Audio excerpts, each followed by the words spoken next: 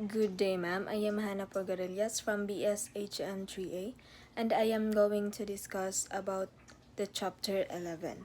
So before that, here's our topic outline: nature and description of business, apply for accreditation as PCO, and lastly is the accreditation of professional congress organizers. So at the end of the topic, here's our learning objectives is to enumerate the responsibilities of professionals, congress organizers, to identify the laws that govern the business of congress, conference or event organizers. Lastly is to provide examples of safeguards that may be observed by professional congress organizers to prevent violation of any. So the nature and description of business.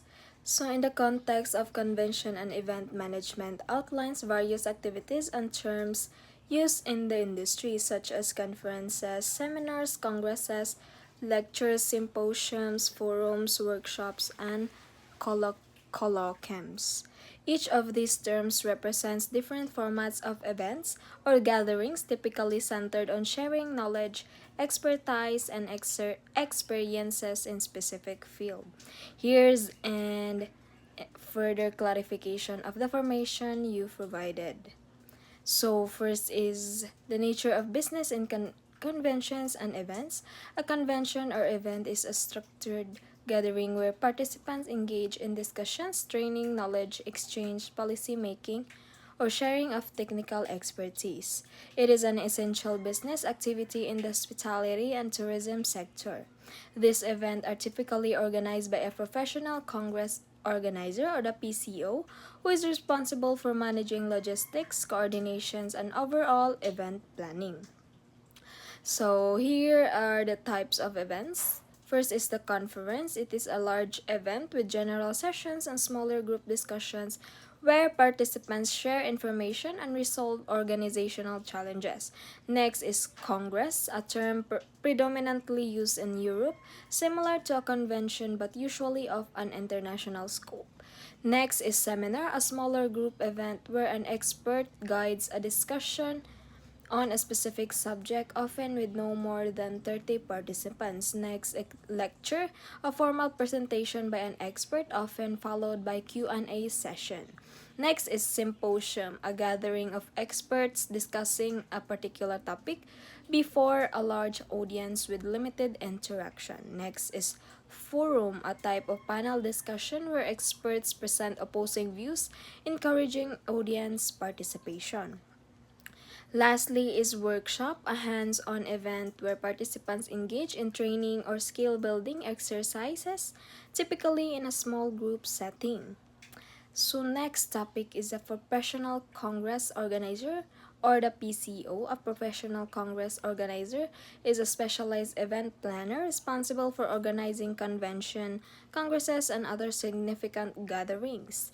So PCOs are typically accredited by relevant authorities such as the Department of Tourism in the Philippines. The accreditation requirements ensure that the organizer is capable of managing events efficiently and is compliant with the country's laws and standards.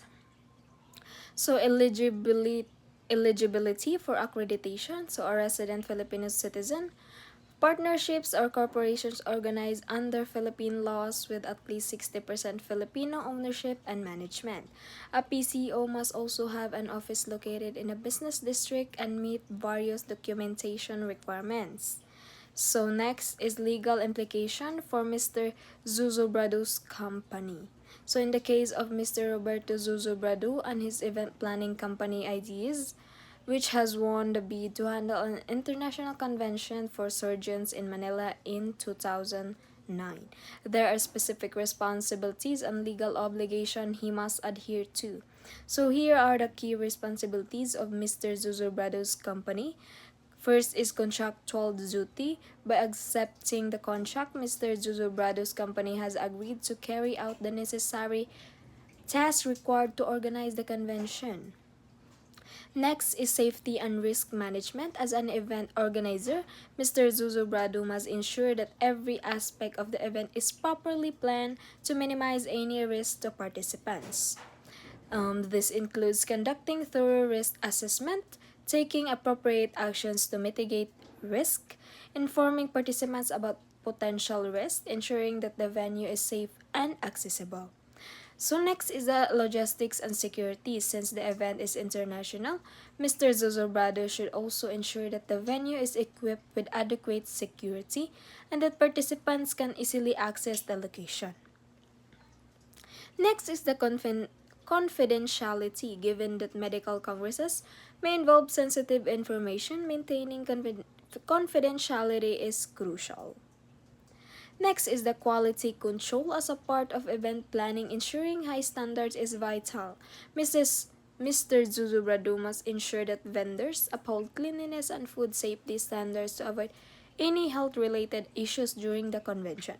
Lastly is the financial management. Handling large budgets requires careful tracking of expenditures and proper financial management. This ensures that funds are allocated and used appropriately to meet the event's objectives without overspending. Next is the areas of caution. In order to prevent problems and risk, Mr. Zuzubrado must be cautious in several areas. So first is the vendor selection, second is the legal compliance, third is the environmental factors, fourth is the cultural sensitivity. So the business of organizing conventions and event is complex and it involves careful attention to various legal, logistical, financial, and safety aspects. For Mr. Zuzubradu, understanding and addressing these concerns will help ensure the smooth execution of the International Convention for Surgeons in Manila, while also maintaining compliance with the legal requirements set by the Department of Tourism. So I think that's all for Chapter 11. Thank you.